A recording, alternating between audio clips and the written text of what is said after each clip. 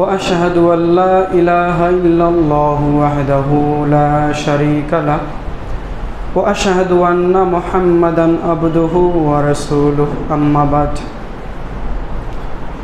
فإن خير الحديث كتاب الله وخير الهدي هدي محمد صلى الله عليه وسلم وشر الأمور محدثاتها وكل محدثة بدعة وكل بدعة ضلالة وكل ضلالة في النار فأعوذ بالله من الشيطان الرجيم يا أيها الذين آمنوا إنما الخمر والميسر والأنصاب والأزلام رجس من عمل الشيطان فاجتنبوه لعلكم تفلحون. عن أبي مالك الأشعري رضي الله عنه قال رسول الله صلى الله عليه وسلم لا يكونن من أمتي أقوم يستحلون الهرى والحرير والخمر والمعازف رواه البخاري بسند صحيح. ربي زدني علما ربي اشرح لي صدري ويسر لي أمري واحلل عقدة من لساني يفقهوا قولي. সম্মানিত উপস্থিতি, সকল প্রশংসা সেই মহান রব্বুল আলামিনের জন্য, যার অশেষ মেহেরবানি এবং সীমাহীন দয়ার বদৌলতে আশেপাশের অনেক মানুষ থেকে উপস্থিত আমাদেরকে সঠিক সময়ে জুমার দিন মসজিদে আসার তৌফিক দান করেছেন। এই জন্য আমরা রবের দরবারে শুকরিয়া আদায় করি, বলি আলহামদুলিল্লাহ। শান্তি অবতীর্ণ হোক বিশ্বনবী মুহাম্মদুর রাসূলুল্লাহ সাল্লাল্লাহু আলাইহি ওয়াসাল্লামের প্রতি। আল্লাহুম্মা সাল্লি আলাইহি আল্লাহুম্মা বারিক আলাইহি। সম্মানিত উপস্থিতি, আমার জুমার সংক্ষিপ্ত বক্তব্যের বিষয় মুসলমানদের অধঃপতনের অন্যতম কারণগুলোর একটি নেশাদার দ্রব্য। উল্লিখিত বিষয়ে সংক্ষিপ্ত সময়ে এক গুরুত্বপূর্ণ তাৎপর্যবহুল বিবরণী পেশ করার চেষ্টা করবে ইনশাআল্লাহ।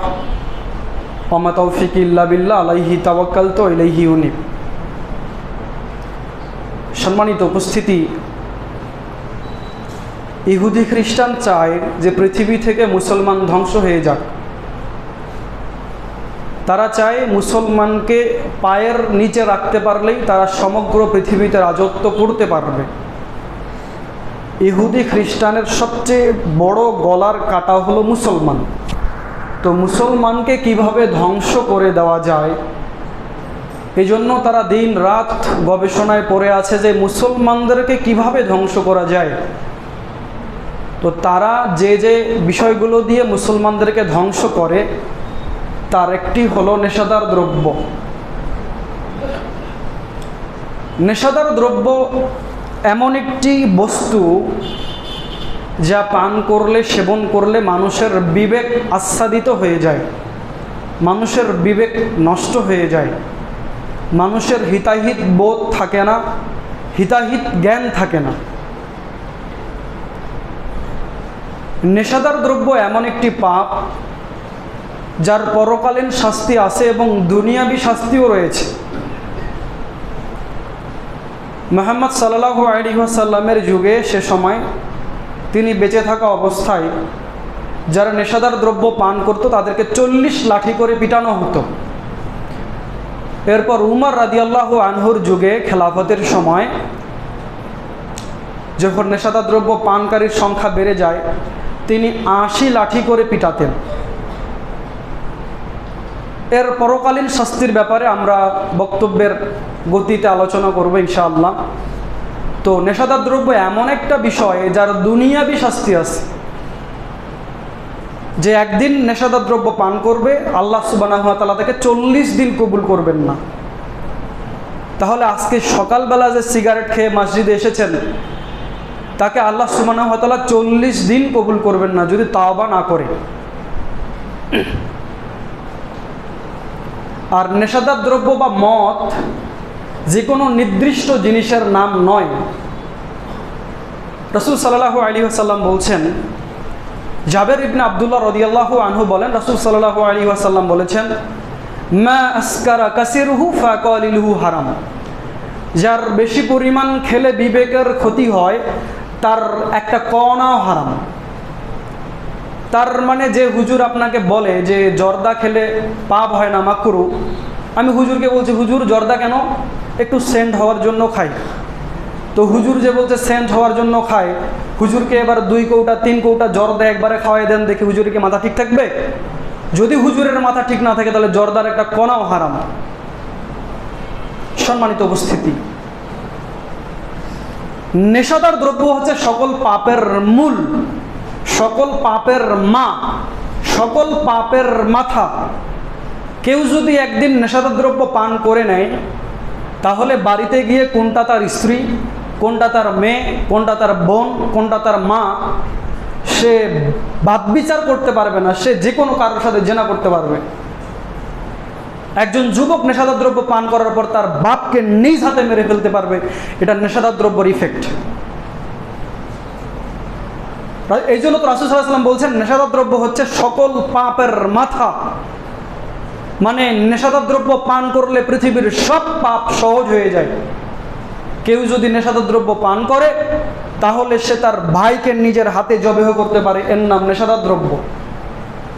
কারোর যদি পাপ করতে কষ্ট হয়, কাউকে দিয়ে যদি আপনি পাপ করাতে চান, তাহলে তাকে আগে নেশাদার দ্রব্য খাওয়াই দেন, তারপর তার আর হিতাহিত বোধ থাকবে না, তারপর আর কোনো বিবেক থাকবে না, এরপর ওকে দিয়ে সব কিছু করা সম্ভব। অথচ হুজুর বলছে এটা মাকরু, শুধু সেন্ট হওয়ার জন্য খাই। আবু মালিক আল আশআরী রাদিয়াল্লাহু আনহু বলেন, রাসূল সাল্লাল্লাহু আলাইহি ওয়াসাল্লাম বলেছেন, লা ইয়াকুনুন্না মিন উম্মতি আকাউমুন ইস্তাহিল্লুনাল হিরা ওয়াল হারিরা ওয়াল খামরা ওয়াল মাজিফ। আমার পরে এমন কিছু উম্মাত আসবে, আমার পরে আমার উম্মতের এমন কিছু লোক বের হবে, ইস্তাহিল্লুনা, যারা হালাল মনে করবে হীরা ওয়াল হারিরা, জেনা, রেশমি কাপড়, ওয়াল খামরা ওয়াল মাজিফ, নেশাদার দ্রব্য এবং গান বাজনা বাদ্যযন্ত্রকে। মুহাম্মদ সাল্লাল্লাহু আলাইহি সাল্লাম বলছেন, আমি চলে যাওয়ার পর আমার উম্মতের কিছু লোক এসে বলবে, হালাল মনে করবে। কি হালাল মনে করবে? জেনাকে হালাল মনে করবে। আমার উম্মতের কিছু লোক জেনাকে হালাল মনে করবে, জেনাকে জেনাই মনে করবে না। 2, রেশমি কাপড়কে হালাল মনে করবে। 3, নেশাদার দ্রব্যকে হালাল মনে করবে। 4, গান বাজনা বাদ্যযন্ত্রকে হালাল মনে করবে। সম্মানিত উপস্থিতি, আল্লাহ সুবহানাহু ওয়া তাআলা নেশাদার দ্রব্যের ব্যাপারে বলেন সূরা মাইদার 90 নম্বর আয়াতে, ইয়া আইয়ুহাল্লাযীনা আমানু ইন্নামাল খামরু ওয়াল মাইসির ওয়াল আনসাবু ওয়াল আসলাম রিসসুম মিন আমালিশ শাইতান। ইয়া আইয়ুহাল্লাযীনা আমানু, হে ঈমানদারগণ, ইন্নামাল খামরু ওয়াল মাইসির ওয়াল আনসাবু ওয়াল আসলাম, নিশ্চয়ই মদ, জুয়া, মূর্তি পূজা এবং ভাগ্য নির্ধারক স্বর, মানুষকে হাত দেখে ভাগ্য গণনা করা, রিসসুম মিন আমালিশ শাইতান, এগুলো হলো শয়তানের গর্হিত কাজ, এগুলো হলো শয়তানের কাজ। ফাস্তানিবুহু, তোমরা এগুলি থেকে বিরত থাকো। হে ঈমানদারগণ, নিশ্চয় মদ, জুয়া, নেশাদার দ্রব্য, মদ, জুয়া, মূর্তি পূজা, ভাগ্য নির্ধারণ স্বরসমূহ রিসসুম মিন আমালিশ শাইতান, এগুলো হলো শয়তানের গর্হিত কাজ। ফাস্তানিবুহু, তোমরা এগুলি থেকে বিরত থাকো। লাআল্লাকুম তুফলিহুন, যাতে তোমরা কল্যাণ প্রাপ্ত হও।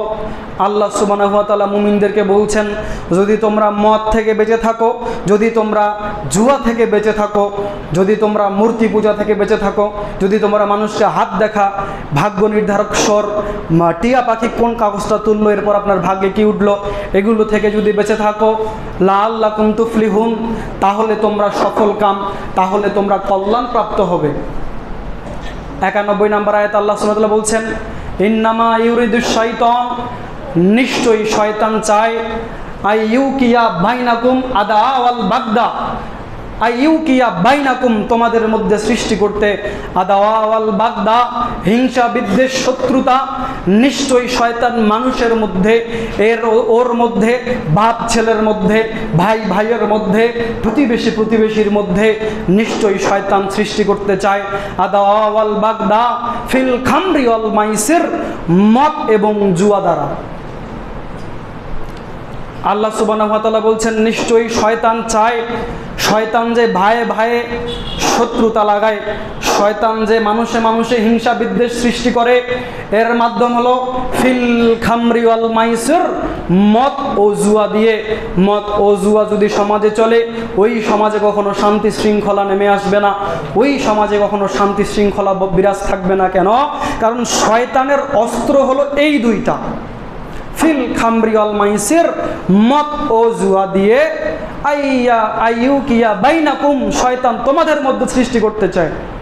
আদাওয়া ওয়াল বাগদা, হিংসা বিদ্বেষ শত্রুতা সৃষ্টি করতে চায়। ওয়ায়াসুদ্দাকুম আন যিকরিল্লাহ ওয়া আনিস সালাহ, ওয়ায়াসুদ্দাকুম, আর তোমাদেরকে বিরত রাখতে চায়, আন যিকরিল্লাহ, আল্লাহর স্মরণ থেকে, ওয়া আনিস সালাহ, এবং সালাত থেকে। শয়তান তোমাদেরকে বিরত রাখতে চায়। তোমরা আসতে পারছো না কোথায়? আন যিকরিল্লাহ, আল্লাহর স্মরণে তোমরা আসতে পারছো না কেন? কারণ শয়তান তোমাদের জন্য বাধা হয়ে দাঁড়িয়েছে কি দিয়ে? ফিল খামরি ওয়াল মাইসির, মদ ও জুয়া দিয়ে। যারা নেশাদার দ্রব্যে ব্যস্ত থাকে, যারা নেশাদার দ্রব্যের সাথে সম্পৃক্ত, শয়তান এদেরকে বিরত রাখে এগুলি দিয়ে। কিসের বিরত রাখে? আন যিকরিল্লাহ ওয়া আনিস সালাহ, শয়তান আল্লাহর স্মরণ এবং সালাত থেকে এদেরকে বিরত রাখতে চায়, এদেরকে বিরত রেখে দেয়। কিভাবে? যে একদিন নেশাদার দ্রব্য পান করবে আর 40 দিন আল্লাহ তাকে কবুল করবে না। এর মানে কি? শয়তান চায় আপনি নেশাদার দ্রব্য পান করেন, আপনি আজকে নেশাদার দ্রব্য পান করলেন, তওবাবিহীন অবস্থায় মারা গেলেন, 40 দিন এর আগেই মারা গেলেন, তাহলে আল্লাহ আপনাকে কবুল করছে না। তার মানে কি? শয়তান ওইখানে ওয়াদা করে এসেছে, শয়তান ওইখানে চ্যালেঞ্জ করে এসেছে, আদম সন্তান সবাইকে আমি জাহান্নামে নিয়ে যাব আমার সাথে। আল্লাহ তুমি তো আমাকে জাহান্নামে দিবা, তোমার সাথে চ্যালেঞ্জ। আমি আদম শয়তানকে পথভ্রষ্ট করব এবং জাহান্নামে নিয়ে যাব। তো আল্লাহ বলছেন শয়তান তোমাদের মধ্যে হিংসা বিদ্বেষ সৃষ্টি করবে আর তোমাদেরকে সালাত থেকে বিরত রাখবে মদ এবং জুয়া দিয়ে।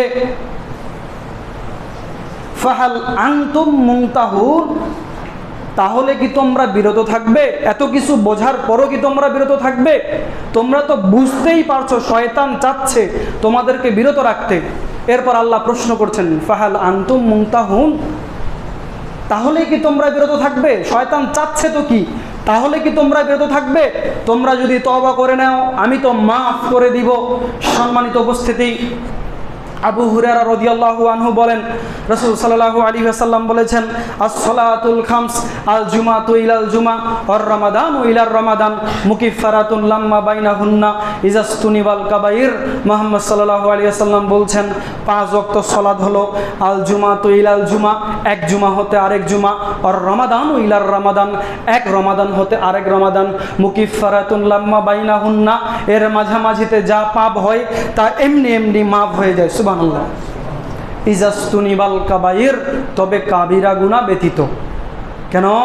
কাবিরা গুনাহ আল্লাহর কাছে তওবা করে রাত 2টা ঘুম থেকে উঠে 2 রাকাত নামাজ পড়ে কান্নাকাটি করে আল্লাহর কাছে তওবা করে মাপ নিতে হবে, এর নাম কাবিরা গুনাহ। সম্মানিত উপস্থিতি, আল্লাহ তো আপনার কাবিরা গুনাহ মাফ করতে চাচ্ছে। আল্লাহ আপনাকে বলছে ইন্নাস সালাতা তানহা আনিল ফাহশা ওয়াল মুনকার, যত বড় জেনাখর হোক, যত বড় মদখর হোক, যত বড় সন্ত্রাস হোক, আল্লাহ তাকে বলছে ইন্নাস সালাতা তানহা আনিল ফাহশা ওয়াল মুনকার। সূরা আনকাবুত 29 নম্বর সূরার 45 নম্বর আয়াত। ইন্নাস সালাতা তানহা আনিল ফাহশা ওয়াল মুনকার, নিশ্চয়ই সালাত মানুষকে বিরত রাখে পৃথিবীর সকল ধরনের অশ্লীল এবং পাপ থেকে। আল্লাহ বলছেন নিশ্চয়ই সালাত মানুষকে বিরত রাখে। ইন্নাস সালাতা তানহা, নিশ্চয়ই সালাত মানুষকে বিরত রাখে আনিল ফাহশা ওয়াল মুনকার, অশ্লীল ও অসৎ কাজ থেকে সালাত মানুষকে বিরত রাখে।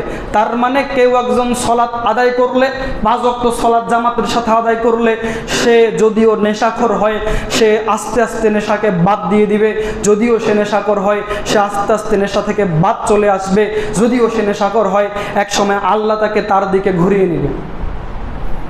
একদিকে শয়তান আপনাকে টানছেন নেশা দিয়ে, আপনাকে সালাত থেকে বিরত রাখতে চায়, অন্যদিকে আল্লাহ আপনাকে টানছে সালাত আদায় করলেই তুমি নেশাখোর থেকে বিরত থাকবে। একদিকে শয়তান আপনাকে টানছে তুমি জুয়ায় আসক্ত হলেই শয়তানের কাছে চলে যাবে, একদিকে আল্লাহ বলছেন তুমি সালাত আদায় করলে পৃথিবীর সকল পাপ থেকে তুমি বিরত থাকবে। সম্মানিত উপস্থিতি, আল্লাহ সুবহানাহু ওয়া তাআলা বলছেন ইয়াসআলুনাকাল খামরি ওয়াল মাইসির, হে নবী আপনাকে মানুষ জিজ্ঞাসা করছে যে মদ ও জুয়া কি, কুল ফিহিমা ইসমুন কাবীর, আপনি বলুন যে এগুলি কাবিরা গুনাহ, মদ এবং জুয়া কাবিরা গুনাহ। আমি শুনেছি এই এলাকার বেশিরভাগ মানুষই এই যে গত মাসে যে খোলাহাটিতে লটারি হইল, সবাই লটারি কেটেছে, বেশিরভাগ মানুষে লটারি কেটেছে, অথচ লটারি কাটা হলো শয়তানের কাজ, আর এগুলি শয়তানের কাজ, আর এগুলি জাহান্নামে যাওয়ার কাজ, কাবিরা গুনাহ। সম্মানিত উপস্থিতি, জাবের রাদিয়াল্লাহু আনহু বলেন রাসূল সাল্লাল্লাহু আলাইহি ওয়াসাল্লাম বলেছেন ইন্নাল্লাহা আহদা, নিশ্চয় আল্লাহ ওয়াদা করেছেন, লিমান শারিবাল মুসকিরা আইয়াসকিয়াল্লাহু তিনাতে খাবাল, নিশ্চয় আল্লাহ ওয়াদা করেছেন, রাসূল সাল্লাল্লাহু আলাইহি ওয়াসাল্লাম বলেছেন ইন্নাল্লাহা আহাদা, নিশ্চয় আল্লাহ ওয়াদা করেছেন, আল্লাহ ওয়াদা পূরণ করবেনই করবেন, ওয়াদার ব্যাপারে আল্লাহ কখনো খেলাপ করবেন না। নিশ্চয় আল্লাহ ওয়াদা করেছেন লিমান শারিবাল মুসকিরা আইয়াসকিয়াল্লাহু তিনাতে খাবাল, যারা নেশাদার দ্রব্য পান করবেন, যারা নেশাদার দ্রব্য খাবে, পান বিড়ি সিগারেট জর্দা গুল এগুলি যারা সেবন করবে, তিনাতে খাবাল, তাদেরকে তিনাতে খাবাল পান করানো হবে। কিলা ইয়া রাসূলুল্লাহ সাল্লাল্লাহু আলাইহি ওয়াসাল্লাম, হে রাসূল সাল্লাল্লাহু আলাইহি ওয়াসাল্লাম, ওমা তিনাতে খাবাল, তিনাতে খাবাল কি জিনিস? লোকজন তখন জিজ্ঞাসা করলো, সাহাবাগণ তখন জিজ্ঞাসা করলো, হে রাসূল সাল্লাল্লাহু আলাইহি ওয়াসাল্লাম, যারা নেশাদার দ্রব্য পান করবে তাদেরকে আল্লাহ তিনাতে খাবাল পান করাবেন বুঝলাম, কিন্তু অমা তিনাতু খাবাল, তিনাতে খাবাল কি জিনিস? ক্বালা রাসূলুল্লাহ সাল্লাল্লাহু আলাইহি ওয়াসাল্লাম আরাকু আহলিন নার, তিনাতে খাবাল হলো মানুষ বহুদিন যাবত জাহান্নামে পুড়তে থাকবে, মানুষ জাহান্নামে পুড়তে পুড়তে পুড়তে পুড়তে মানুষের শরীরে ঘা হবে, মানুষের চামড়া পুড়ে যাবে, চামড়া তো অনেক বেশি মোটা হয়ে যাবে, এরপর মানুষের চামড়া পুড়ে পুড়ে মানুষের চামড়ার ভিতর থেকে পুষ বের হবে, এই রক্ত পুষ জাহান্নামীদের শরীর থেকে এই রক্ত পুষগুলো বের করা হবে, বের করে গরম এবং উত্তপ্ত করা হবে, এগুলি জাল দিয়ে দিয়ে দিয়ে দিয়ে পচা গন্ধ রক্ত পুষ জাল দিয়ে দিয়ে দিয়ে দিয়ে উত্তপ্ত করা হবে। এই যে খাবার প্রস্তুত হলো তরল খাবার, এই খাবার ওই যারা নেশাদার দ্রব্য পান করতো ওদের গলায় ঢেলে দেওয়া হবে। সম্মানিত উপস্থিতি, যারা বিড়ি সিগারেট গুল তামাক জর্দা মদ নেশাদার দ্রব্যে আসক্ত, আল্লাহ সুবহানাহু ওয়া তাআলা তাদের ব্যাপারে ওয়াদা করেছেন, আল্লাহ কখনো ওয়াদা খেলাপ করবেন না, তাদের ব্যাপারে ওয়াদা করেছেন তাদেরকে তিনাতে খাবাল পান করাবেন। ওমা তিনাতে খাবাল, তিনাতে খাবাল কি জিনিস? তিনাতে খাবাল হলো জাহান্নামীদের শরীর থেকে গলে পড়া রক্তপুষ গন্ধ মিশ্রিত, এগুলো উত্তপ্ত করে যে খাবার তৈরি হবে এর নাম তিনাতে খাবাল। এই খাবারগুলো যে দুনিয়াতে জর্দা খেয়েছে, যে দুনিয়াতে গুল সিগারেট এগুলি খেয়েছে তাদেরকে খাওয়ানো হবে, এটা হলো তাদের পরকালীন শাস্তি। দুনিয়াবী শাস্তি কি জিনিস? ধরে 80 লাঠি পিটাতে হবে, বেঁচে থাকার মারা যাক 80 লাঠি পিটাতেই হবে। সম্মানিত উপস্থিতি, জেনা করলে জেনার তো পরকালীন শাস্তি আছেই, তবে দুনিয়াবী শাস্তি হলো তাকে এই গলা পর্যন্ত পুঁতে ইট পাথর ঢেল দিয়ে ঢেলে ঢেলে তাকে ঢেল নিক্ষেপ করে তাকে মেরে ফেলতে হবে, এটা তার দুনিয়াবী শাস্তি। তবে এখনও তার পাপ মাপ হলো কিনা একমাত্র আল্লাহ ভালো জানেন, তার পরকালীন শাস্তিও রয়েছে। পৃথিবীতে কিছু কিছু পাপ আছে যার দুনিয়াবী শাস্তি আছে, তার একটি হলো নেশাদার দ্রব্য, 80 লাঠি পিটাতে হবে পৃথিবীতেই, 80 লাঠি পিটাতে পিটাতে ও যদি মারা যায় যাক, দেখার বিষয় নাই, ও যদি মারা যায় যাক, তাকে 80 লাঠি পিটাতে হবে। এরপর আল্লাহ তাকে তিনাতে খাবার পান করাবেন। আবু হুরায়রা রাদিয়াল্লাহু আনহু বলেন, قال رسول الله صلى الله عليه وسلم, রাসূল সাল্লাল্লাহু আলাইহি ওয়াসাল্লাম বলেছেন, মুদমিনুল খামরি কাবিদি ওয়া সানিন, যে নেশাদার দ্রব্য পান করে নিয়মিত, কাবিদি ওয়া সানিন, সে হলো মূর্তি পূজকের ন্যায়।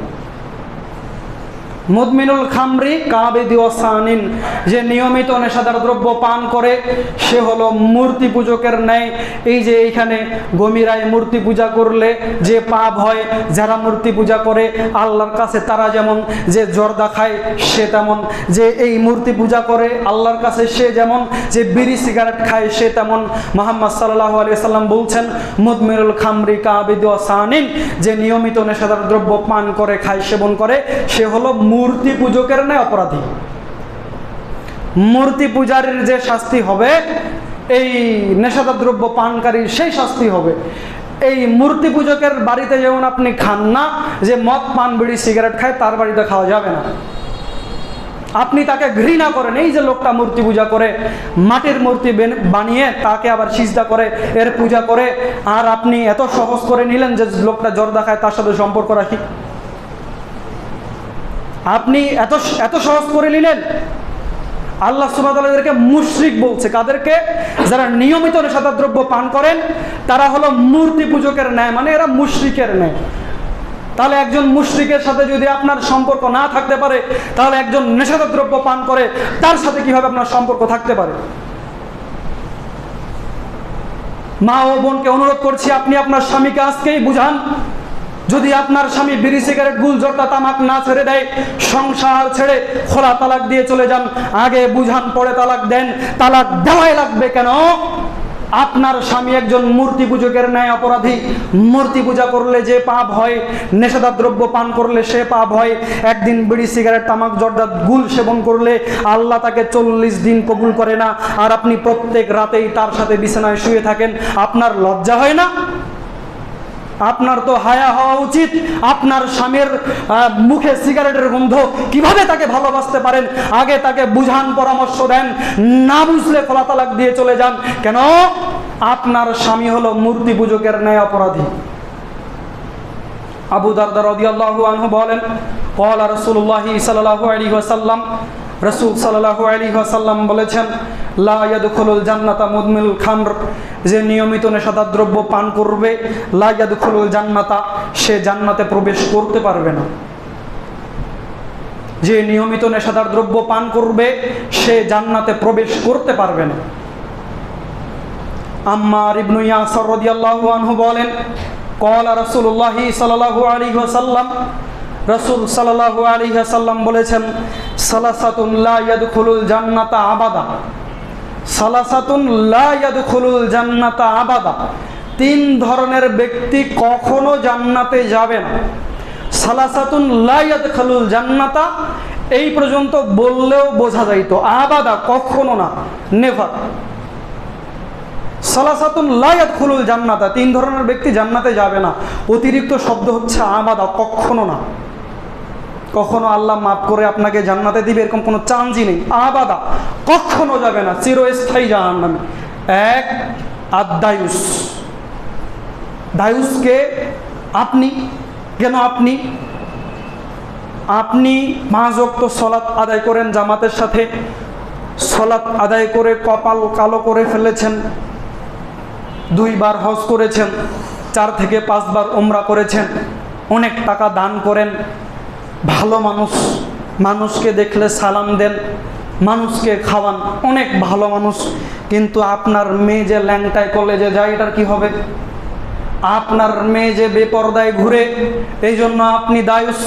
আপনার ছেলে পান বিড়ি সিগারেট আসক্ত, আপনি দায়ুস। আপনার বউ বেপরদা, আপনার বউ বেপরদায় ঘোরাফেরা করে, আপনার ছেলে মেয়ে বউ পরিবারের কেউ সালাত আদায় করে না, আপনি দায়ুস। আপনি ভালো মানুষ হয়েও এদের সব পাপ আপনাকে বহন করতে হবে। এরাও জাহান্নামে যাবে, আপনি জাহান্নামে যাবেন। দায়ুসকে, যে নিজের পরিবারের কর্তা, যে পরিবারের কর্তা এবং পরিবারে বেহায়ার সুযোগ দেয় সে দায়ুস। দায়ুস এমন একটা পাপ যে না করেও পাপী। দায়ুস এমন একটা পাপ যে না করেও পাপী। দায়ুস এমন একটা পাপ যে ভালো মানুষ কিন্তু পাপী। কেন? ইয়া আইয়ুহাল্লাযীনা আমানু কু আনফুসাকুম ওয়া আহলিকুম নার, সূরা তাহরিম 66 নম্বর সূরার 6 নম্বর আয়াত। হে ঈমানদারগণ, কু আনফুসাকুম, তুমি নিজেকে জাহান্নাম থেকে বাঁচাও, ও আহলিকুম নার, এবার পরিবারকে জাহান্নাম থেকে বাঁচাও। পরিবারকে জাহান্নাম থেকে বাঁচাতে হবে। বিচারের মাঠে আপনি পরিবারের ব্যাপারে ধরা খেয়ে যাবেন। এই জন্য তো মুহাম্মদ সাল্লাল্লাহু আলাইহি সাল্লাম বলছেন যে দায়ুসকে ভালো মানুষ, ঠিক আছে, ভালো মানুষ হোক আর মন্দ মানুষ হোক, যে পরিবারে বেহায়ার সুযোগ দেয়, তার ছেলে নামাজ পড়ে না, তার মেয়ে নামাজ পড়ে না, তার ছেলে টাকনুর নিচে প্যান্ট পরে বেপরদায় থাকে, তার মেয়ে, তার ছেলে সন্ত্রাস, তার মেয়ে বেপরদায় থাকে, প্রেমের গল্প করে পার্কে রাস্তায় মানুষের সাথে ঘোরে আর নেশাদার দ্রব্য পান করে, এই লোকটা তাদেরকে এখনো বাড়ি থেকে বের করে দেয়নি। এই লোকটা পিটিয়ে এখনো ওদেরকে বাড়ি থেকে বের করে দেয়নি। এই লোকটা ওদেরকে বাধ্য করেনি সলাতে, এই জন্য এই লোকটা দায়ুস। সম্মানিত উপস্থিতি, মা ও বোন, কতদিন ধরে আপনি সালাত আদায় করেন না? কতদিন ধরে শুধু আপনার স্বামী জুমার দিন সালাত আদায় করে? একটু হিসাব রাখিয়েন। তালাক আপনাকে দেওয়া লাগবে না কাগজ কলমে। যদি আপনি সালাত আদায় করেন, আপনার স্বামী সালাত আদায় না করে, তাহলে এমনিতে অটো তালাক হয়ে যাবে। যদি কোনো পুরুষ সালাত আদায় করে আর নারী সালাত আদায় করে না, স্ত্রী সালাত আদায় করে না, অটো তালাক হয়ে যাবে। ওর সাথে সম্পর্ক জেনার সম্পর্ক। সালাসাতুন লা ইয়াদখুলুল জান্নাতা আবাদা, 3 শ্রেণীর মানুষ কখনো জান্নাতে যাবে না। তার এক হলো দায়ুস। দায়ুসকে যে পরিবারে বেহায়ার সুযোগ দেয়, এই হলো দায়ুস। 2 ও রাজলাতুম মিনান নিসায়ে, যে পরিবারে যে মেয়ে ছেলের পোশাক পরে, প্যান্ট শার্ট পরে, ও রাজলাতুম মিনান নিসায়ে মানে পুরুষের বেশধারী নারী। ও রাজলাতুম মিনান নিসায়ে, রাস্তায় গেলেই চোখ মানে বন্ধ করে আপনাকে হাঁটতে হবে যে মেয়ে মানুষ ছেলের পোশাক পরে চলছে। একে দেখলে বোঝায় যায় না এটা মেয়ে না ছেলে। যেই মেয়ে ছেলের প্যান্ট গেঞ্জি জুতা পরবে, লা ইয়াদখুলুল জান্নাতা আবাদা, সে কখনো জান্নাতে যাবে না। যেই মেয়ে রাজলাতুম মিনান নিসায়ে, যে নারী পুরুষের বেশ ধরে, সে কখনো জান্নাতে যাবে না, কখনো জান্নাতে যাবে না। 3 অমুদমিরুল খামর, যে নিয়মিত নেশাদার দ্রব্য পান করে, সে কখনো জান্নাতে যাবে না। দায়ুস কখনো জান্নাতে যাবে না। যে নিয়মিত নেশাদার দ্রব্য পান করে, সে কখনো জান্নাতে যাবে না। যে নারী পুরুষের বেশধারী, সে কখনো জান্নাতে যাবে না। আবু মালিক আল আশআরী রাদিয়াল্লাহু আনহু বলেন, রাসূল সাল্লাল্লাহু আলাইহি ওয়াসাল্লাম বলেছেন, লা ইয়াদখুলুল জান্নাতা মুদমিনুল খামর, যে নিয়মিত নেশাদার দ্রব্য পান করে, সে জান্নাতে যাবে না। অকতিউর রহিম, 2 যে আত্মীয়তার সম্পর্ক ছিন্ন করে, সে কখনো জান্নাতে যাবে না। 1 নিয়মিত নেশাদার দ্রব্য পান করে, সে কখনো জান্নাতে যাবে না। 2 অকতিউর রহিম, যে আত্মীয়তার সম্পর্ক ছিন্ন করে, সে কখনো জান্নাতে যাবে না। মুসাদ্দিকু বিশিহার, যে জাদুতে বিশ্বাস করে, আমার হাতটা দেখেন তো, এটা যে জাদুতে বিশ্বাস করে, সে কখনো জান্নাতে যাবে না। আব্দুল্লাহ ইবনে আমর রাদিয়াল্লাহু আনহু বলেন, ক্বালা রাসূলুল্লাহি সাল্লাল্লাহু আলাইহি ওয়াসাল্লাম, রাসূল সাল্লাল্লাহু আলাইহি ওয়াসাল্লাম বলেছেন, লা ইয়াদখুলুল জান্নাতা আকুন, যে পিতামাতার অবাধ্য সন্তান, সে জান্নাতে যাবে না। ওয়ালা কমারুন, যে লটারি এবং জুয়াতে ব্যস্ত, যে লটারি এবং জুয়াতে ব্যস্ত, সে কখনো জান্নাতে যাবে না। ওয়ালা মান্নানুন, যে মানুষকে খোটা দেয়, সে কখনো জান্নাতে যাবে না। ওয়ালা মান্নানুন, যে মানুষকে খোটা দেয়, 10,000 টাকা ধার দিয়েছে, ধার দিয়ে পরের দিন বলছে, আমার বাড়িতে কাজে আসিস তো, কাজে আসছে, বলছে আমি তো তোকে 10,000 টাকা ধার দিলাম, মাঝে মাঝে একটু কাজ করে দিস। এই যে 10,000 টাকা ধার দিয়েছে, 10,000 টাকা ধার দিয়েছে, ওই বেচারা গরিব মানুষ ভ্যানের ব্যাটারি কিনেছে, এরপর ঘুগরাতলি থেকে আন্ধার মুয়া ওই লোকটা ওই লোকের ভ্যানে এসেছে, এসে নেমে চলে যাচ্ছে, 10,000 টাকা ধার দিয়েছি, একটু ভ্যানে উঠাবে ফ্রি ফ্রি। এই যে মানুষকে সব সময় খোটা দেওয়া, ওয়ালা মান্নানুন, যে মানুষকে খোটা দেয়, সে কখনো জান্নাতে যাবে না। যে মানুষকে খোটা দেয়, সে কখনো জান্নাতে যাবে না। যে মানুষকে খোটা দেয়, সে কখনো জান্নাতে যাবে না। মুদমিনুল খামর, 4 নম্বর হচ্ছে যে নিয়মিত নেশাদার দ্রব্য পান করে খায়, সে কখনো জান্নাতে যাবে না। আনাস রাদিয়াল্লাহু আনহু বলেন, ক্বালা রাসূলুল্লাহি সাল্লাল্লাহু আলাইহি ওয়াসাল্লাম, রাসূল সাল্লাল্লাহু আলাইহি ওয়াসাল্লাম বলেছেন, লা ইয়াকুনুন্না ফি হাযিহিল উম্মতি খসফুন কসফুন ওয়া মাসখুন ইজা শারিবাল খাম আত্তাখাযাল কয়নাতি ওয়া জারাবা বিল মাযিফ। একটা গুরুত্বপূর্ণ হাদিস। সম্মানিত উপস্থিতি, যারা ঘুমাচ্ছেন, যারা মসজিদে এসে ঘুমাচ্ছেন, তাদের শরম লজ্জা হায়া থাকা উচিত যে আমি মানুষ কিনা এই পরিচয় দিতে আপনার লজ্জা থাকা উচিত। মানে আপনি যে জুমার খুতবার সময় ঘুমাচ্ছেন দেয়ালে হেলান দিয়ে, আপনি মানুষ না গরু ছাগল, এই পরিচয় নিয়ে আপনার কনফিউশনে থাকা উচিত। জুমার খুতবা একটা পাথর টোকালে জুমার খুতবার নাকি চলে যায়, আর আপনি শয়তানি মনে করছেন। আপনি এখানে এসে ঘুমাচ্ছেন, 7 দিন ঘুমানোর সময় পান, আর জুমার নামাজ এসে ঘুমাচ্ছেন, খুতবার সময় ঘুমাচ্ছেন। আপনি মানুষ না গরু ছাগল? নিজেকে প্রশ্ন করেন, প্রশ্নের উত্তর খুঁজে বের করেন, আপনি মানুষ না গরু ছাগল। আনাস রাদিয়াল্লাহু আনহু বলেন, রাসূল সাল্লাল্লাহু আলাইহি ওয়াসাল্লাম বলেছেন, আমার উম্মতের উপর 3টা গজব নাজিল হবে 3টা পাপের কারণে। খুব গুরুত্বপূর্ণ হাদিস। আজকে সব কিছু মনে হারিয়ে গেল, এই একটা হাদিস মনে হারাবেন না। রাসূল সাল্লাল্লাহু আলাইহি ওয়াসাল্লাম বলছেন, আমার উম্মতের উপর 3টা গজব নাজিল হবে। এই আমাদের উপর 3টা গজব নাজিল হবে 3টা পাপের কারণে। আগে 3টা গজবের কথা বলি। খসফুন কসফুন ওয়া মাসখুন। 1 নাম্বার গজব হলো খসফুন। আমার উম্মতের এই পৃথিবীতে কি হবে? ভূমিধস হবে। ভূমিধস কি? 5-7-10 কিলোমিটার এলাকা হঠাৎ করে মাটির নিচে তলিয়ে যাবে। যারা ছেলেরা মোবাইল ইউটিউব চালান, একটু ইউটিউবে সার্চ দেন ভূমিধস কি জিনিস। দেখেন বিভিন্ন দেশে, বড় বড় কান্ট্রিগুলোতে গ্রাম, হঠাৎ করে একটা শহর, হঠাৎ করে একটা রাস্তা, বড় একটা মরুভূমি হঠাৎ করে মাটির নিচে ধসিয়ে যাবে, মাটির নিচে চলে যাবে। আন্ধার মুহা গ্রাম, সবাই হেঁটে বেড়াচ্ছে, হঠাৎ করে রাতের বেলা নিচে তলিয়ে যাবে, 100 ফিট নিচে তলিয়ে যাবে, 5000 ফিট নিচে তলিয়ে যাবে। এটাকে আর খুঁজে পাওয়া যাবে না। এর নাম ভূমিধস। বিভিন্ন জায়গায় ভূমিধস হচ্ছে। আপনি একটু গুগলে সার্চ দেন, আপনি একটু ইউটিউবে সার্চ দেন। মুহাম্মদ সাল্লাল্লাহু আলাইহি ওয়াসাল্লাম বলছেন, খসফুন কসফুন ওয়া মাসখুন। আমার উম্মতের উপর 3টা গজব নাজিল হবে। আমার উম্মত 3টা পাপ করবে। এই জন্য 3টা গজবের 1 নম্বর গজব হলো বিভিন্ন এলাকায় ভূমিধস হবে। 2, উপর থেকে অথবা অন্য কোনো জাতির পক্ষ থেকে আমার উম্মতের উপর জুলুম অত্যাচার চাপিয়ে দেওয়া হবে। যদি উপর থেকে গজব নাজিল হয়, তাহলে ভাবেন করোনা ভাইরাস, লক্ষ লক্ষ মানুষ যেখানে মারা যায় কোনো কারণ ছাড়াই। যদি এরকম মনে হয় উপর থেকে গজব নাজিল হচ্ছে, তাহলে ভাবেন যে বৃষ্টির সময় আল্লাহ বৃষ্টি দেয় না। আল্লাহ বলছেন যে আমি বৃষ্টি দিতামই না। পৃথিবীর মানুষ এত বেশি পাপ করে, আমি বৃষ্টি বন্ধ করে দিই, আমি বৃষ্টি দিতেই চাই না। কিন্তু চতুষ্পদ জন্তু আছে, বিড়াল, কুকুর, ছাগল, জঙ্গলে কতগুলো প্রাণী আছে, যারা বৃষ্টির কারণে মারা যাবে, যারা এমনি এমনি মারা যাবে, আমি তাদের কারণে বৃষ্টি দেই, এই মানুষের কারণে আমি বৃষ্টি দেই না। যদি মনে করেন যে উপর থেকে আমাদের উপর গজব নাজিল হচ্ছে, তাহলে বৃষ্টির সময় আপনাকে কেন ইস্তেকার সালাত আদায় করতে হয়? কেন বিভিন্ন জায়গায় আল্লাহর কাছে দোয়া করে আল্লাহ বৃষ্টি দাও কেন বলতে হয়? বৃষ্টি তো এমনি হওয়া উচিত ছিল। তো মুহাম্মদ সাল্লাল্লাহু আলাইহি ওয়াসাল্লাম বলছেন 3টা গজব নাজিল হবে। 1, বিভিন্ন এলাকায় ভূমিধস হবে। 2, উপর থেকে কোনো গজব নাজিল হবে।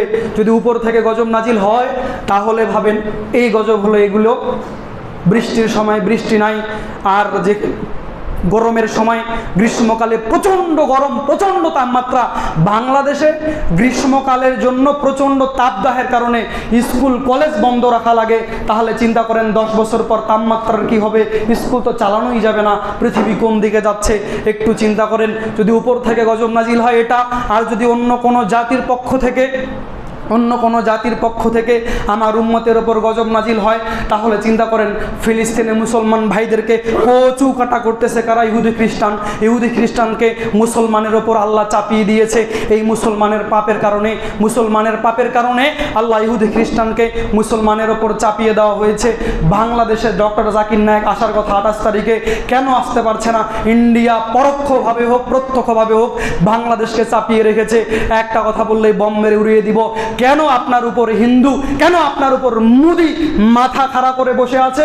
এটা হলো মুসলমানের উপর গজব, এটা মুসলমানের পাপের কারণে বিভিন্ন মুসলিম কান্ট্রিতে কোনো মুসলিম কান্ট্রির সাহস নাই, একটা মুসলিম কান্ট্রিকে ধ্বংস করে দেওয়া হচ্ছে, সুদানে লক্ষ লক্ষ মানুষকে মেরে ফেলা হচ্ছে, কোনো মুসলিম কান্ট্রি বলছে না রুখে দাঁড়াও, রুখে দাঁড়াতে হবে, পারমাণবিক শক্তি আছে, একটু ক্ষমতা দেখাও, পারছে না কেন? আল্লাহ বলছেন, মুহাম্মদ সাল্লাল্লাহু আলাইহি ওয়াসাল্লাম বলছেন, এগুলো হলো আমার উম্মতের উপর গজব। আপনি চাইলেই কিছু করতে পারছেন না।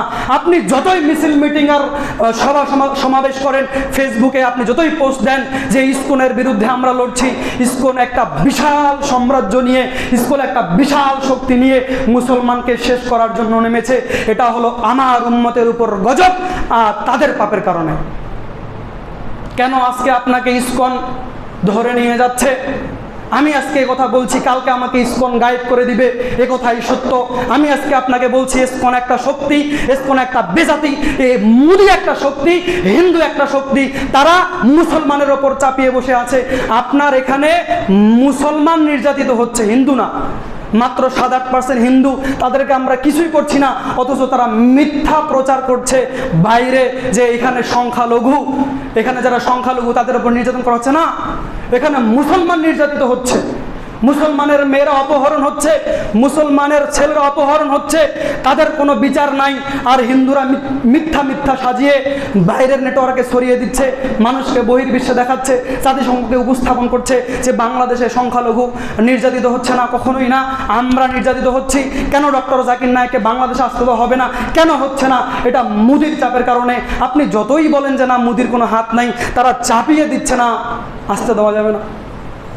মুহাম্মদ সাল্লাল্লাহু আলাইহি সাল্লাম বলছেন 3টা পাপের কারণে 3টা গজব নাজিল হবে। 1, বিভিন্ন এলাকায় ভূমিধস হবে। 2, এতক্ষণ ধরে যেগুলো বললাম এগুলো মুসলমানের উপর কার্যকারিত হবে, এগুলো মুসলমানের উপর চেপে বসবে, আল্লাহ এই গজব দিবে, তবে ফাইনালি মুসলমান বিজয় অর্জন করবে। আল্লাহ এদের উপর বেধর্মীকে বেজাতিদেরকে চাপিয়ে দেওয়া হবে। 3, মানুষের পাপের কারণে মানুষের আকার আকৃতি বিকৃত করা হবে। মানুষের পাপের কারণে মানুষের আকার আকৃতি বিকৃত করা হবে। পাপ 3টা কি? ইজা শারিবাল খামর, যখন মানুষ নেশাদার দ্রব্যে, যখন উম্মাত নেশাদার দ্রব্য পান করবে। আপনি একটু দেখান তো 10 জন যুবকের মধ্যে কয়জন যুবক নেশাদার দ্রব্য পান করেন না? আপনি একটু দেখান তো এই বাজারে যারা ঘুরে তারা কয়জন নেশাদার দ্রব্য পান করে না? আপনি একটু ঘুরেন তো কোন বাজারে কোন দোকানের মোড়ে নেশাদার দ্রব্য পান হয় না, কোন বাজারে কোন মোড়ে নেশাদার দ্রব্য পাওয়া যায় না। আপনি একটু দেখেন তো কোন মুসলমান কান্ট্রিতে নেশাদার দ্রব্য পাওয়া যায় না। মদ নিয়ে বারে বারে, আরে মুসলমান কান্ট্রিতে নাইট ক্লাব লাইসেন্সধার, যারা লাইসেন্সধারী নাইট ক্লাব, যেখানে মদের সয়লাভ। তো আমার উম্মত ইজা শারিবাল খাম অত্তাখজাল কয়নাতি অজরা বাবিল মাজিফ, তারা নায়িকা গায়িকা নিয়ে ব্যস্ত হবে। সৌদি আরবের মতো জায়গায় বাংলাদেশ থেকে নায়িকা গায়িকা নিয়ে ওরা নাচাচ্ছে। আমার উম্মত নেশাদার দ্রব্য পান করবে। আমার উম্মত গায়িকা নায়িকা নিয়ে ব্যস্ত থাকবে। আমার উম্মত গান বাজনাকে হালাল মনে করবে। গান বাজনা ছাড়া কোনো অনুষ্ঠানই হয় না। আমার উম্মতের এই 3টা পাপের কারণে এতক্ষণ যেগুলি বললাম, এই 3টা গজব নাজিল হবে। আপনি দেখেন তো আমার উম্মত মুহাম্মদ সাল্লাল্লাহু আলাইহি ওয়াসাল্লামের উম্মতকে এই 3টা পাপে নিমজ্জিত না? মুহাম্মদ সাল্লাল্লাহু আলাইহি ওয়াসাল্লামের উম্মত নেশাদার দ্রব্যে নিমজ্জিত। মুহাম্মদ সাল্লাল্লাহু আলাইহি ওয়াসাল্লামের উম্মত নায়িকা গায়িকা নিয়ে ব্যস্ত।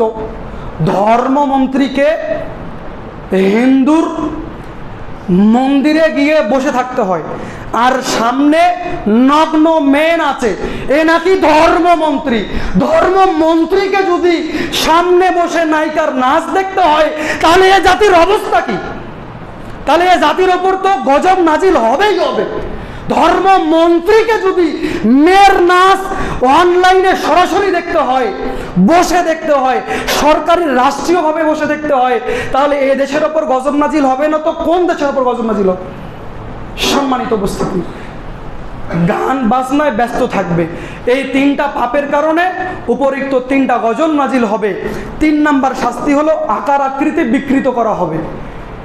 এই হাদিসের ব্যাখ্যা অন্য একটা হাদিস। ইবনে আব্বাস রাদিয়াল্লাহু আনহু বলেন, রাসূল সাল্লাল্লাহু আলাইহি ওয়াসাল্লাম বলেছেন, সময় শেষ, এই হাদিসটা বলে আমার বক্তব্য শেষ করব ইনশাআল্লাহ। ইবনে আব্বাস রাদিয়াল্লাহু আনহু বলেন, রাসূল সাল্লাল্লাহু আলাইহি ওয়াসাল্লাম বলেছেন, লা ইউবাইয়াতান্না ফি হাযিহিল উম্মতি আলা তুআমিন শারাবিন ওয়া লাহাবিন ফায়াসবাহু কত মাসাখু কিদাতান ওয়া খানাজির। মুহাম্মদ সাল্লাল্লাহু আলাইহি ওয়াসাল্লাম বলেছেন, আমার উম্মত বিভিন্ন ধরনের খাদ্য পানি ভোগ বিলাসী আমোদ ফুর্তিতে রাত্রি যাপন করবে। মানে নাইট ক্লাব, রাতে মদ নিয়ে মেয়ে নিয়ে গান বাজনা। কোন দেশে নাইট ক্লাব নাই দেখেন? আমার উম্মত মদ নিয়ে গান বাজনা নিয়ে নায়িকা নিয়ে সারা রাত আমোদ ফুর্তি করবে।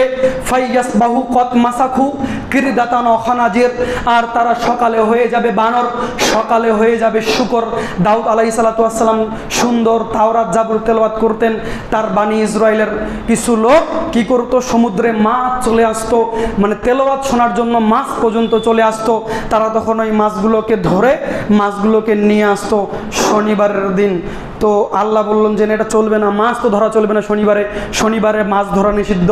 তো তারা কি করতো, শনিবারে মাছগুলোকে, যখন মাছগুলো আসতো মাছগুলোকে জাল দিয়ে ঘিরে রাখতো, শনিবারে তারা ধরতো না। ঠিক রবিবার পরের দিন তারা মাছগুলোকে ধরতো। যখন আল্লাহর সাথে কৌশল করলো, ওদের এক শ্রেণীকে আল্লাহ বানর করে দিল। তো মুহাম্মদ সাল্লাল্লাহু আলাইহি সাল্লাম বলছেন, আমার উম্মত যখন রাত্রি যাপন করবে মদ নিয়ে, খাদ্য পানি নিয়ে, বিভিন্ন ধরনের নেশাদার দ্রব্য নিয়ে, নায়িকা নিয়ে, গান বাজনা নিয়ে, কত মাসাকু কিরদাতান ওয়া খানাজির, তারা সকালে হয়ে যাবে বানর, সকালে হয়ে যাবে শূকর। তারা সকালে হয়ে যাবে বানর, সকালে হয়ে যাবে শূকর। বানর শূকর কেন হবে? 1 মিনিটে বলি। বানর কেন হবে? পৃথিবীতে একটা মাত্র প্রাণী, গবেষণা করে দেখেন, পৃথিবীতে একটা মাত্র প্রাণী যে অন্যকে অনুসরণ করতে পারে, পৃথিবীতে একটা মাত্র প্রাণী যে অন্যকে হুবহু অনুসরণ করতে পারে, তার নাম হচ্ছে বানর। বানরকে আপনি বলেন দেখি যে বানর তুমি নতুন বউ কেমনে হাটের একটু দেখাও তো। বানর খেলা কখনো দেখেন নাই? বানরকে আপনি যাই বলবেন বানর তাই করবে। তো উম্মাতের একদল কেন বানর হয়ে যাবে? এরা একেবারে দেখতে বানর হয়ে যাবে, হলে হতে পারে, না হলে কি হতে পারে, এরা বানরের মতো এদের স্বভাব চরিত্র হবে। কেন? মেসি যেই পাশ দিয়ে চুলে বিট দিয়েছে, আপনার ছেলে ওই পাশ দিয়ে চুলে বিট দিবে। হলিউড বলিউডের নায়ক নায়িকা যেভাবে পোশাক আশাক পরে ঘুরবে, আপনার ছেলে আপনার মেয়ে ওভাবেই ওদেরকে ফলো করবে। আপনার মেয়ে ওই পোশাক পরবে, আপনার ছেলে ওইভাবে চুলের কাট দিবে, ওইভাবে সেরা প্যান্ট পরবে, ওইভাবে জুতা পরবে, ওইভাবে ঘুরে বেড়াবে, ওই লাইফস্টাইল লিড করবে। কেন? বিজ্ঞানীরা গবেষণায় বলছে যে মানুষ আর বানর শূকরের হরমোন 98% মিল আছে। মানুষের আর বানরের ডিএনএর মধ্যে 98% মিল আছে। 2% অমিল থাকার কারণে আমরা মানুষ, আর 2% অন্যরকম থাকার কারণে ওরা বানর শূকর। তো সহজে ট্রান্সফার করা সম্ভব।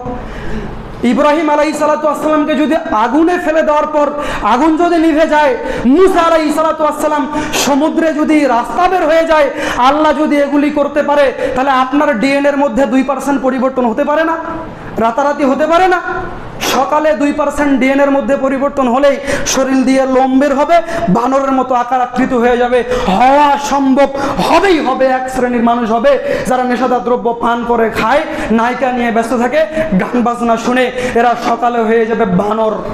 শূকর কেন হবে? পৃথিবীতে গবেষণা করে দেখেন, শূকর একমাত্র প্রাণী, একটাই প্রাণী, তার দ্বিতীয়টা নাই। শূকর এমন একটা প্রাণী যার কোনো বাদ বিচার নাই, লজ্জা গায়রত হায়া নাই। বাদ বিচার কেন নাই? একটা শূকরের পিছনে ময়লা লেগে আছে, আর একটা শূকর যে আবার ময়লা চেটে খায়, এর নাম শূকর।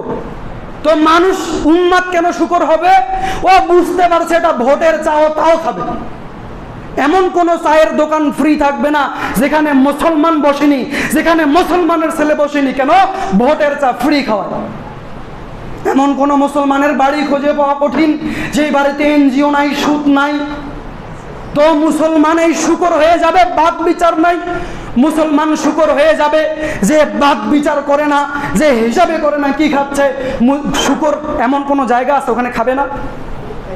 শুকর সবই খাবে, মুসলমানও সবই খাবে, উম্মত সবই খাবে।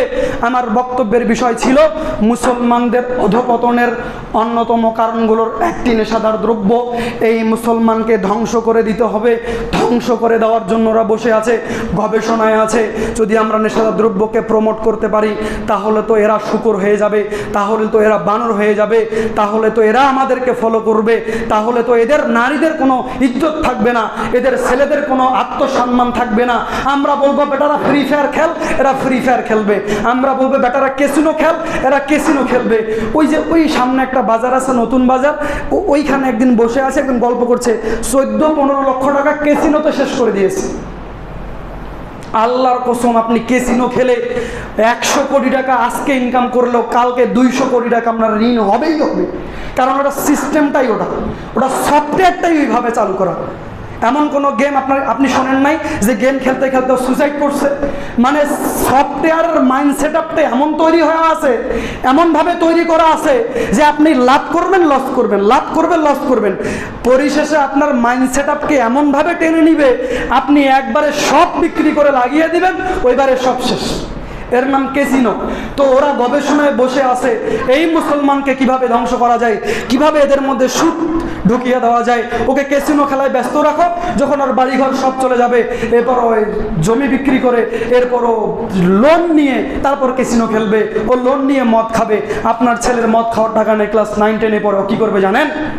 মানুষের বাড়ির জানালা দিয়ে ওর মোবাইল চুরি করবে, ওর গাছের পেঁপে চুরি করবে, ওর ডাব চুরি করবে।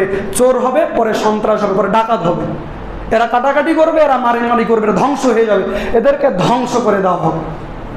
সম্মানিত উপস্থিতি, যারা নেশাদার দ্রব্য পান করবে, সবচেয়ে বড় কথা মনে রাখবেন, এরা বানর এবং শুকর। এরা শুকর।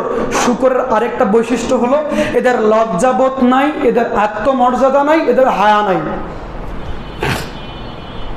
আপনার স্ত্রীকে যদি এখানে উলঙ্গ করে দাঁড়িয়ে রাখা হয় এতগুলো মানুষের সামনে, আপনার কি একটু হায়া হবে না? আপনার আত্মসম্মানে লাগবে না? তো শুকরের কোনো আত্মসম্মান নাই।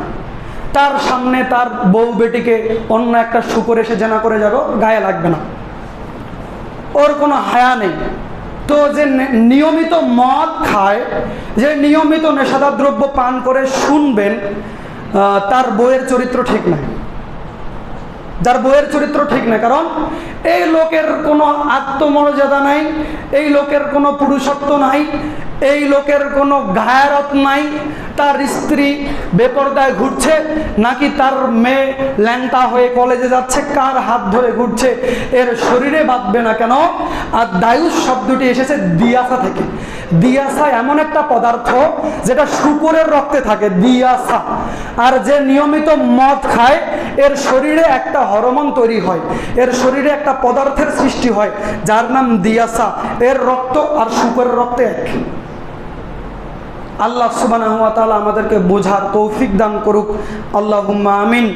আমরা নেশাদার দ্রব্য থেকে বেঁচে থাকার চেষ্টা করব, আল্লাহ আমাদের তৌফিক দান করুক, আল্লাহুম্মা আমিন। আপনাকে মনে মনে আজকেই তওবা করতে হবে, এখানে বসে আপনাকে নিয়াত করতে হবে, আল্লাহ যা ভুল করেছি তুমি আজকে আমাকে মাফ করে দাও, যা অন্যায় করেছি এতদিন তো আমি পথভ্রষ্ট ছিলামই, অন্তত জাতির জন্য চিন্তা করে না। আপনি যদি সিগারেট খাওয়া বন্ধ করেন, 100 জন লোক যদি সিগারেট খাওয়া বন্ধ করে, এই আন্ধার মুহার সব লোক যদি সিগারেট খাওয়া বন্ধ করে, তাওহীদি জনতা মারান, সিগারেট খান আর তাওহীদি জনতা মারান, কিসের মিছিল, আরে কিসের মিটিং, তাওহীদি জনতা মারান। আন্ধার মুহার সব লোক যদি সিগারেট খাওয়া বন্ধ করে, আন্ধার মুহা কোনো সিগারেটের দোকানই চলবে না। চলবে? নিজে ব্যক্তিগতভাবে সংশোধন হওয়ার চেষ্টা করেন, মানুষকে দোষ দিয়ে লাভ নাই। ব্যক্তিগতভাবে যখন সংশোধন হবেন আর ইসলাম রাষ্ট্রে কায়েম হবে, এটা ব্যক্তিগত সংশোধনের মাধ্যমে। রাষ্ট্রীয়ভাবে সংশোধন হওয়া কখনোই সম্ভব না। ওই যে ধর্মমন্ত্রীকে হিন্দুর দুর্গাপূজায় বসে থাকতে হবে, দেখলেন তো কাহিনীগুলো, যে দুর্গা মণ্ডপে গিয়ে গিয়ে গিয়ে গিয়ে গিয়ে গিয়ে বলা লাগছে রোজা আর পূজায় এক, নবী আর শ্রীকৃষ্ণ এক, সব গুলায় ফেলবেন। রাষ্ট্রীয়ভাবে ইসলাম কায়েম করে তারপর মানুষের উপর চাপিয়ে দিবেন, সম্ভবই না। ব্যক্তিগতভাবে মানুষকে পরিবর্তন করতে হবে, আমল ও আকীদার পরিবর্তনই একদিন ইনশাআল্লাহ বাংলাদেশে খেলাফত কায়েম হবে। কালকে করা লাগবে, পরশুদিন করা লাগবে, ব্যাপারটা এরকম না। ব্যাপারটা এরকম না। ব্যক্তিগত সংশোধনের চেষ্টা করুন। আপনাকে দিয়ে, হয়তো আপনার ছেলেকে দিয়ে, আপনার নাতিকে দিয়ে বাংলাদেশে এমন কেউ বের হবে একদিন, যার নেতৃত্বে জিহাদ হবে, যার নেতৃত্বে খেলাফত কায়েম হবে ইনশাল্লাহ হবেই। ফাইনালি তো মুসলমান জিতবে। আল্লাহ সুবহানাহু ওয়া তাআলা আমাদের জাতি কবুল করে নাও, আল্লাহুম্মা আমিন। এই বলে আমি আমার সংক্ষিপ্ত আলোচনা শেষ করছি। ও আখিরি দাওয়ানা আলহামদুলিল্লাহি রাব্বিল আলামিন।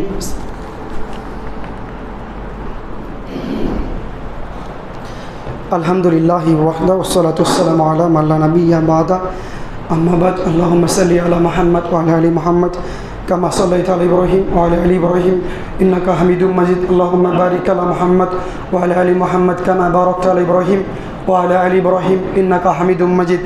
হে আল্লাহ, তুমি যেহেতু জুমার দিনের এই সময় দোয়া কবুল করো, আমরা তোমার নিকটে তোমার গুনাহগার বান্দা দোয়া করছি যে আমরা এতদিন ভুলের মধ্যে ছিলাম, আজকে থেকে আমরা নিয়ত করছি আমরা ভালো হওয়ার চেষ্টা করব, নেশাদার দ্রব্য থেকে বেঁচে ফেরার চেষ্টা করব।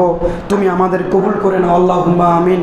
হে আল্লাহ, আমরা যারা মসজিদে উপস্থিত হয়েছি, আমরা যারা সলাত আদায় করি না, আল্লাহুম্মা জাল্লি মুকিমা সলাতি, সূরা ইব্রাহিম 14 নম্বর সূরা 40 নম্বর আয়াত। আল্লাহুম্মা জাল্লি মুকিমা সলাতি, তোমার নবী ইব্রাহিম বলতো, হে আল্লাহ তুমি আমাকে 5 ওয়াক্ত সলাত আদায়কারী বানাও। আমরাও বলছি আল্লাহুম্মা জাল্লি মুকিমা সলাতি। সলাত ছাড়া ইমান থাকে না, ইমান ছাড়া মুসলমান হওয়া যায় না। আর মুসলমানই নাই, কি তাওহীদি জনতায় থাকবো যদি আমি মুসলমানে না থাকি। হে আল্লাহ, তুমি আমার ইমান এবং আমার আকীদা সংশোধন করার আমাদের চেষ্টা করার তৌফিক দান করো, আল্লাহুম্মা আমিন।